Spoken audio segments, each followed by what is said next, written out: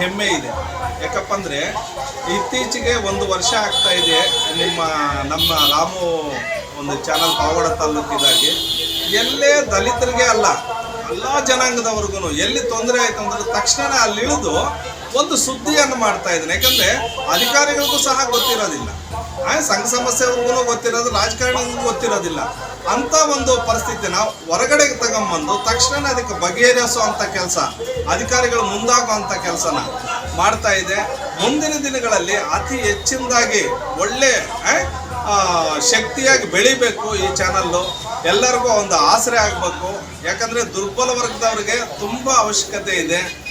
ಇಂಥ ಒಂದು ಚಾನಲ್ಲು ಈ ಒಂದು ಏನು ಆಂಧ್ರ ಪ್ರದೇಶಕ್ಕೆ ಹೊಂದ್ಕೊಂಡಿರುವಂಥ ಪಾವಗಡ ತಾಲೂಕಿನಲ್ಲಿ ತುಂಬ ಕೆಲಸ ಮಾಡ್ತಾ ಇರೋದ್ರಿಂದನ ಹೆಚ್ಚಿನ ಶಕ್ತಿ ಅವರಿಗೆ ತುಂಬಲಿ.